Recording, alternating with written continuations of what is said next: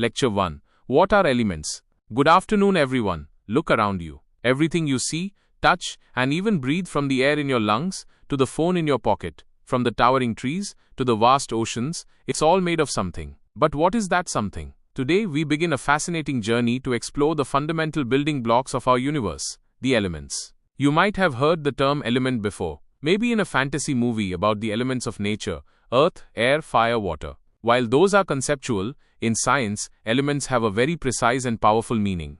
Defining elements. So what is a scientific element? Simply put, an element is a pure substance consisting only of atoms that all have the same number of protons in their atomic nuclei.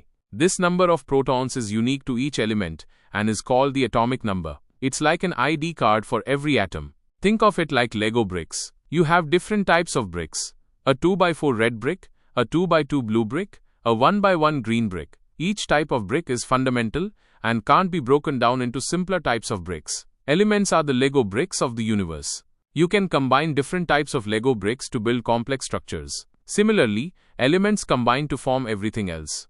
Key point: you cannot break an element down into simpler chemical substances through ordinary chemical means. If you try to break down, say, gold, you still get gold. You can't turn it into silver or copper just by heating it or adding acids. Contrast this with compounds. Water, H_2O, is a compound. It's made of hydrogen and oxygen atoms chemically bonded together. We can break water down into hydrogen gas and oxygen gas, but we can't break hydrogen further into simpler substances. Atoms, the smallest unit of an element. To truly understand elements, we need to talk about their fundamental unit, the atom. Remember that definition? Atoms that all have the same number of protons. What are these protons? An atom is incredibly tiny. It has a central dense nucleus containing positively charged particles called protons and neutral particles called neutrons. Surrounding the nucleus are negatively charged particles called electrons, which orbit in a cloud-like region. The number of protons defines the element. If an atom has 6 protons, it's carbon. If it has 8 protons, it's oxygen. If it has 79 protons, it's gold.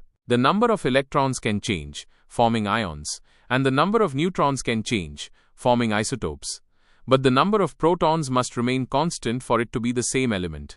Analogy: imagine a giant library. Each book is an atom. The title of the book is the element's name. The call number on the spine of the book, specifically the first few digits, is like the atomic number. It tells you exactly what kind of book it is, and no two different books have the exact same call number in that part. Where do we find elements? Tell in comment. Elements are everywhere. They make up stars, planets, and everything on Earth. Some elements are found in their pure elemental form in nature. Think of gold nuggets, diamond, a form of carbon, or the oxygen we breathe, as O_2 molecules. However, most elements are found combined with other elements to form compounds. For example, sodium and chlorine combine to form table salt, sodium chloride. Iron combines with oxygen to form rust, iron oxides. In your body, you're made of elements. Carbon, hydrogen, oxygen, nitrogen are the most abundant. So to recap, elements are pure substances. They are defined by the unique number of protons in their atoms, atomic number. They are the fundamental building blocks that cannot be broken down into simpler chemical substances. They combine to form all the compounds we see around us. Any questions so far? Tell in comment, like and subscribe for more.